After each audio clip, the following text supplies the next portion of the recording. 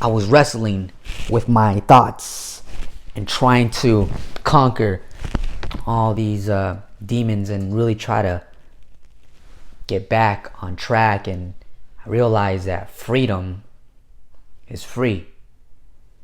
My mentality was this: David, find a way to make $10,000 every month, preferably passively. That way you actually have the freedom you've been wanting for the last few months. And then all of a sudden this happened. I started making $10,000 a month, not necessarily passive, but I was averaging 20 to 40 hours a week, and I was still able to make anywhere from $8,000 to $10,000 a month. And then I started thinking to myself, I don't feel that freedom. I don't feel like I can do whatever I want, even though I have a whole different budget and a whole different type of lifestyle.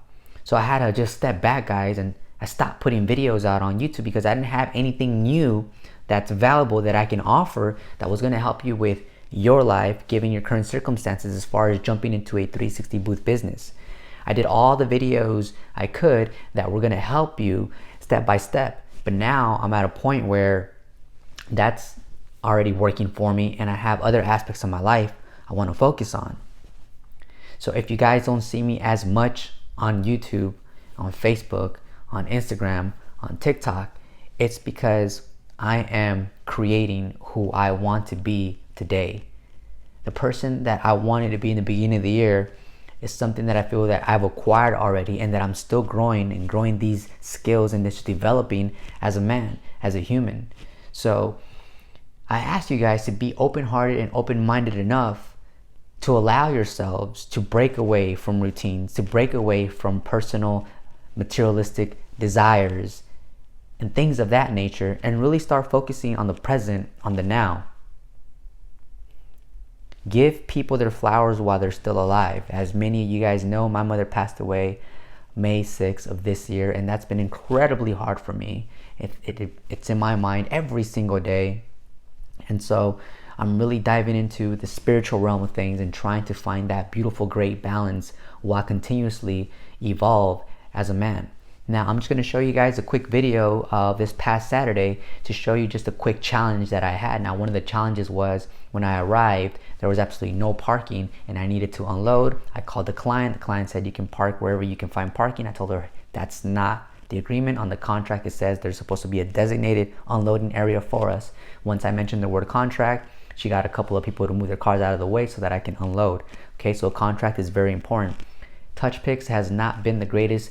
When I first got started with my 360 booth business, TouchPix was working beautifully. And I'm talking about from the iPad sharing station to the external monitor to the quality of the videos. Keep in mind that I was using the iPhone 12 mini when I first started with my 360 booth business, and the videos came out really great. And then hundreds of other people started jumping onto the application. And from there, TouchPix, reality is their quality went down the drain.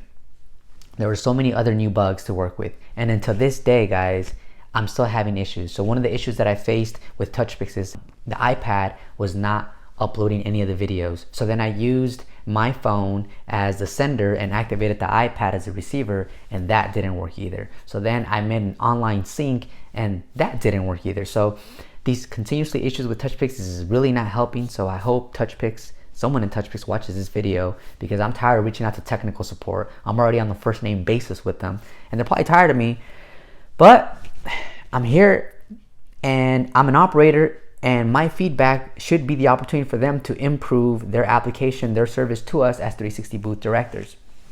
Check out this video, guys. I hope you guys enjoy it. And I know that I went on for a long rant in the first few moments of this video, and that's because, as you guys know me, man, I'm always been transparent and I'm very open with you guys, and that's just the way I'm going to do it until I, book it out this universe kind of thing. So enjoy the video. Here we go. Okay, so the challenging part right now is that we have so much open space and we only have a few stanchions along with the prop table, and there's going to be cold sparkles on each side. My concern is I don't have enough stanchions to block off the cold sparkles so that kids don't run up to the cold sparkles. So that's my actual little objective right now, is trying to find a way to impede the path so kids don't touch those cold sparkles. So we'll see how it turns out, but these are some of the challenges you're going to be facing as 360 booth operators. So sometimes you end up with a nice wide open area.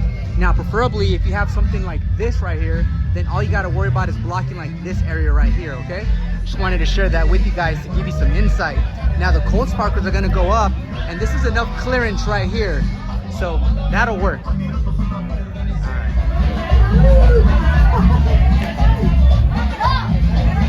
All right, so we used it's basically a Mexican theme, as you guys can see.